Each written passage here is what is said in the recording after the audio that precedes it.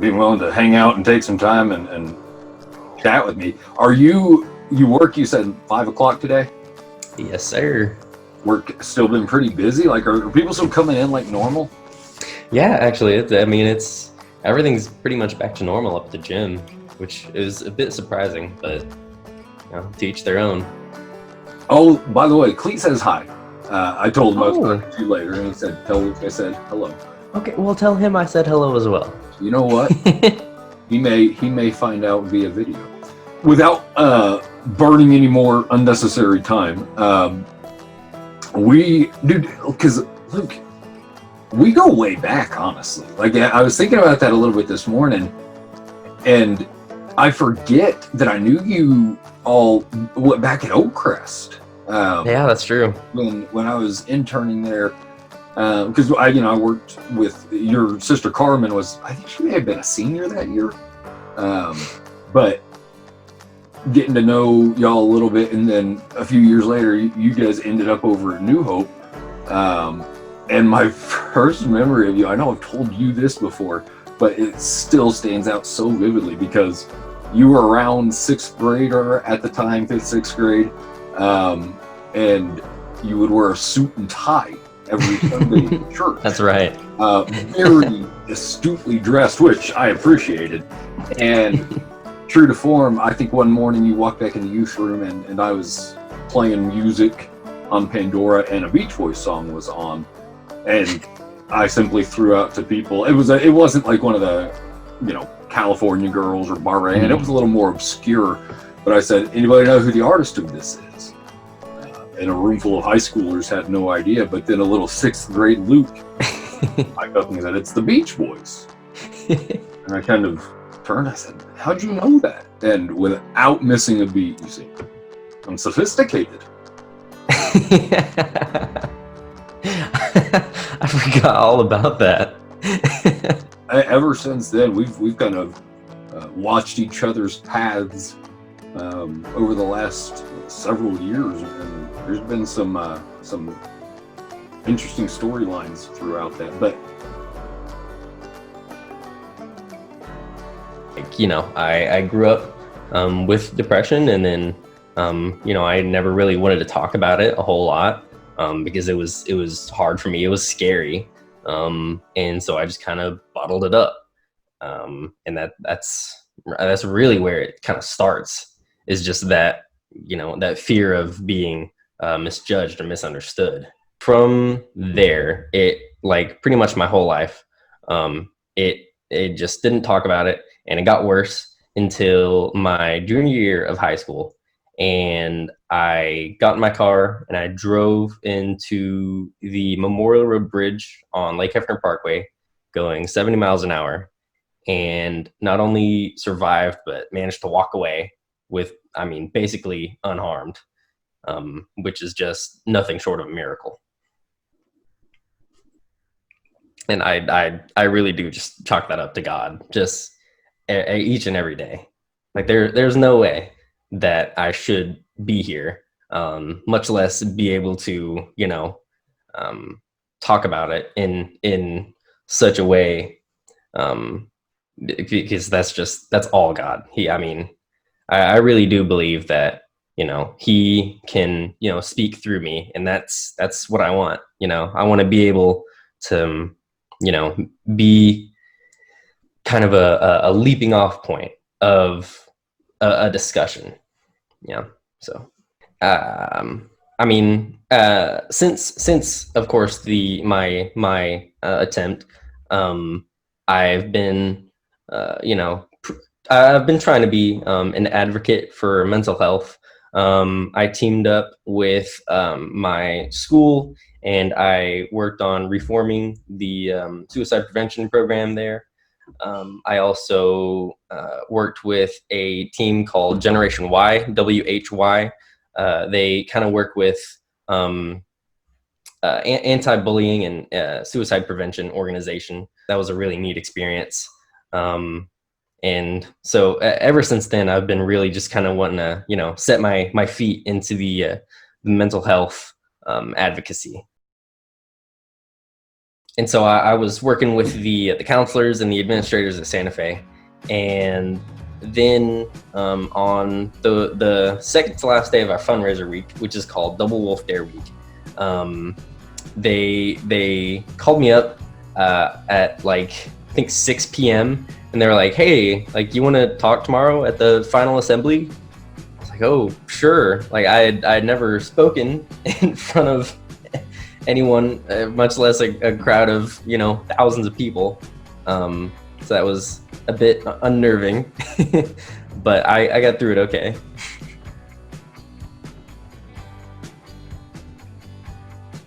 Not just thousands of people, thousands of your peers, thousands of same-aged people, and the ability to share it with a large crowd of people in person. First of all, how did it look once you started sharing, and what happened from that, if anything, in terms of a response? To be honest, once I got on the floor and I started speaking, and it was like God just took over. Like he just completely, he said what the people needed to hear, because I had a whole bunch of people come up to me right after, and they say, like that's, you're such an inspiration, and I mean, I didn't know what to say. Because at the end of the day, I'm just a kid, but to be serving a purpose which is so much above myself, is something that can only be attributed to God, and to be able to serve what, I think he put me here for, to be able to serve his purpose is just so incredible and so humbling. First of all, if people can't identify with depression, which for the record, I myself have dealt with depression and actively, I'm still in that realm of it's something that has to be put in its place and contained. Like that's not a thing that you find the magic elixir to and it just goes away forever. It's sort of an issue you have to be aware of moving forward. I love to hear that the students came and were giving you that feedback, because how prevalent that has to be among high schoolers and teenagers. And I mean, you might know, are there numbers and statistics that you know of that sort of quantify how big of an issue this really is? Because this is not isolated to Luke and Corey and a handful of individuals. This is widespread. I think just off the top of my head, the current statistic is 1 out of every 4 teenagers, by the time they turn 18, will have thoughts of ending their life, which is just absurd.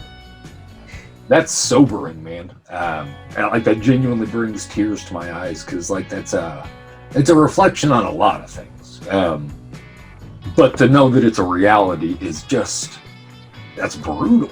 And Terrifying. Yeah, it's a horrifying statistic. 1 out of 4 teenagers, you said, by the time they reach the end of high school, have had thoughts of ending their life. Yep.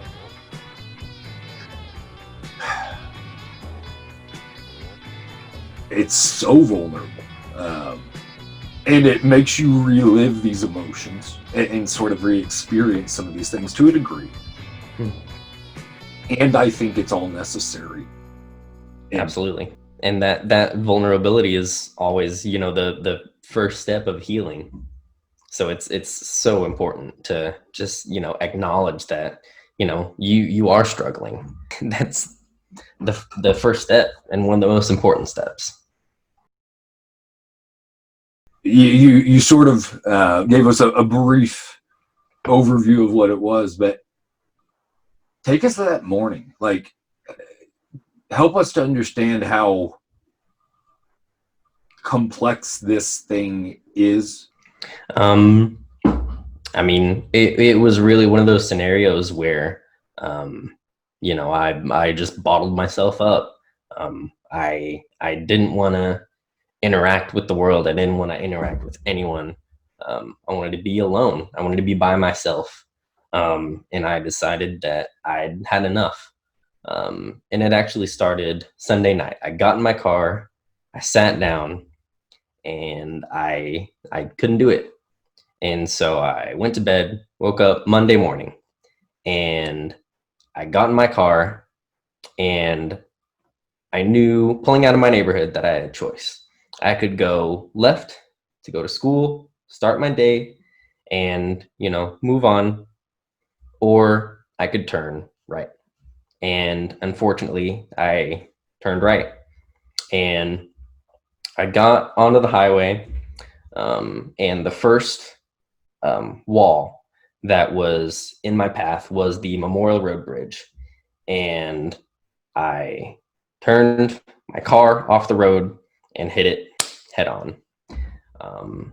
It spun my car around, and I passed out immediately. I woke up, and I remember two things very vividly. It was hot, it was very hot, and I couldn't breathe. And I couldn't breathe, so I passed out again. And then when I woke up, there was a man outside my door, and he said, "Get out of the car." And looking back,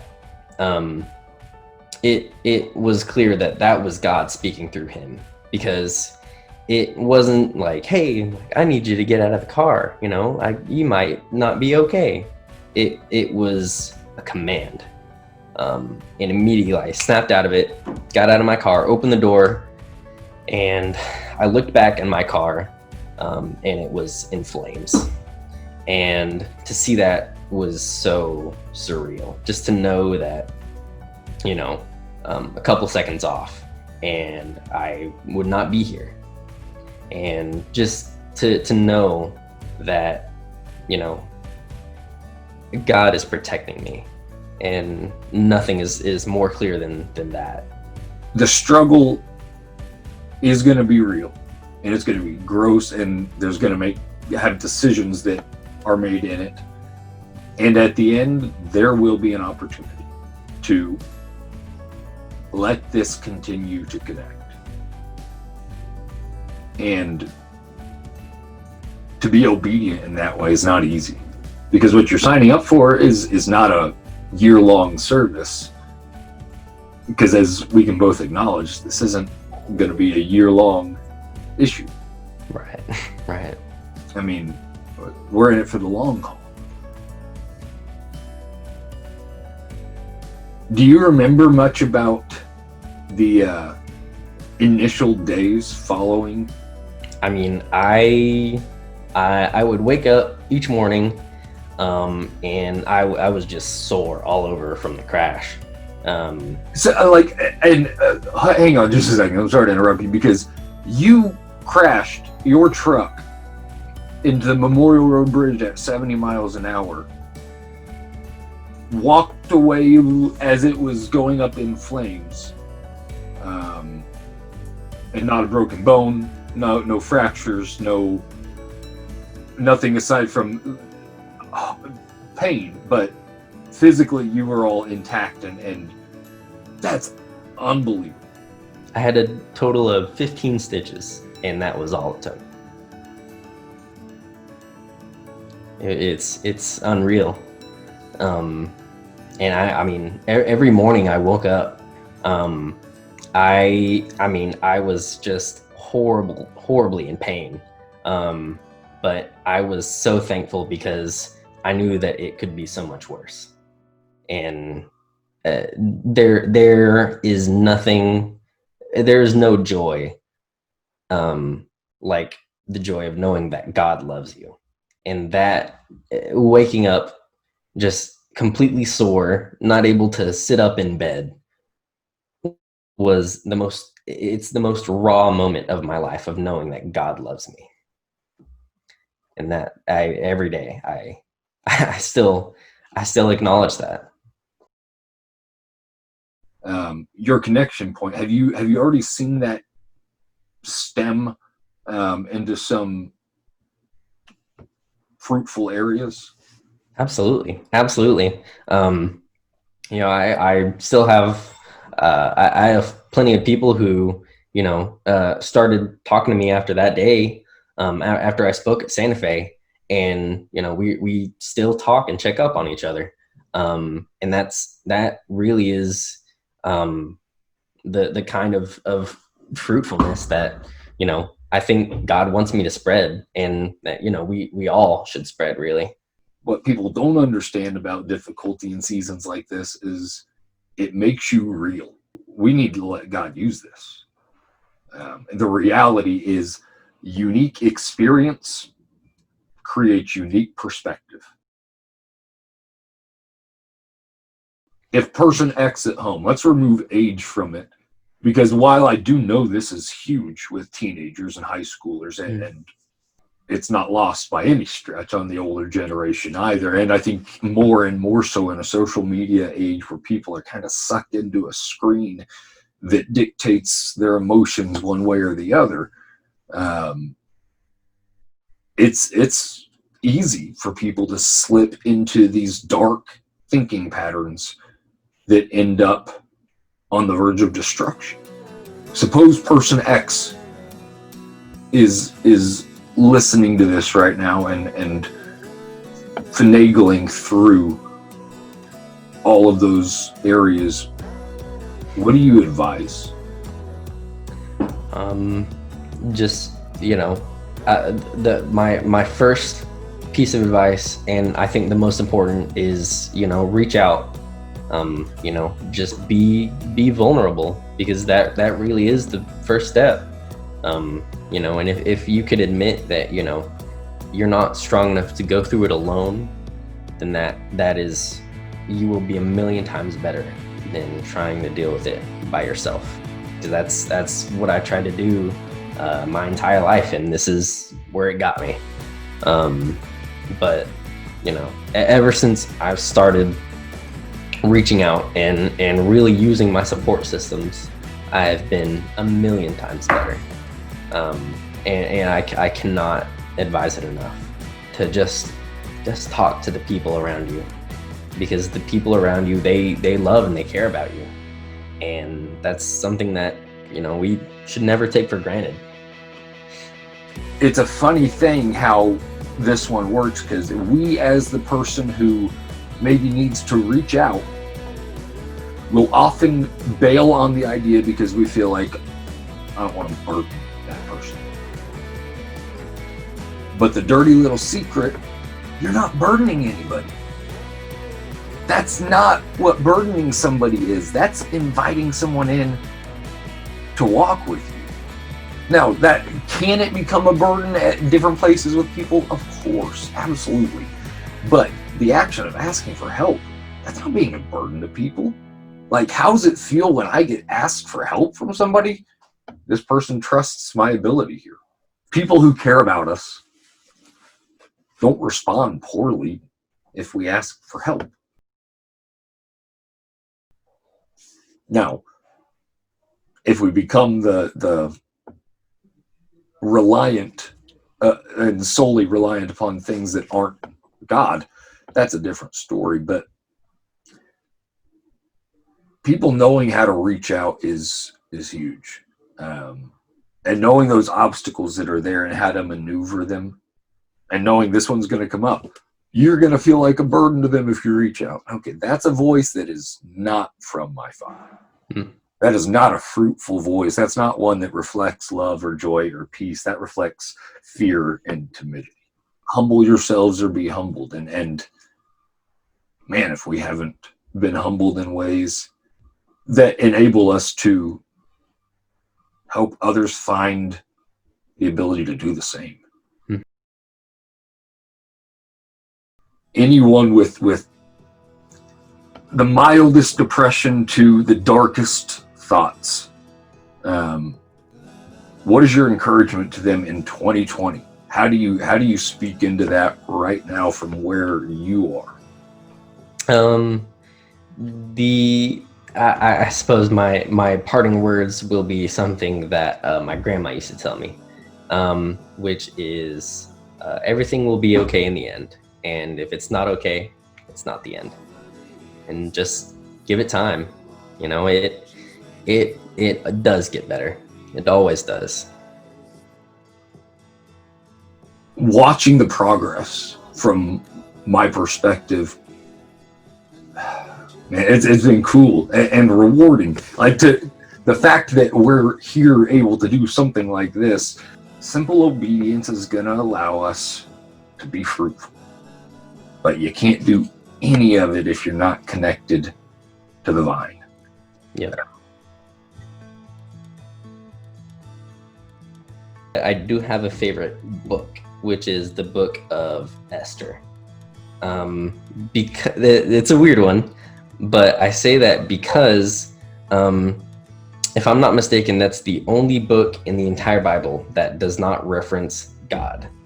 And it really goes to show that even when it seems like, you know, he has completely abandoned you, even when he is not, even when it seems like he's not there, in the bigger picture, in the whole book of the Bible, he's always right there with you. Things will always work out. And that's exactly what happened in the story of Esther. Well, man, I hope you have a good rest of the day and enjoy work tonight. We'll be in touch. So thank you, brother. Yeah, absolutely. Will do. It was great talking to you. Well, we'll see you, man.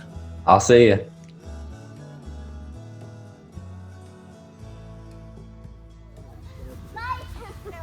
All right, hold on. Back up. Back up. She's in the ball. No. Yeah.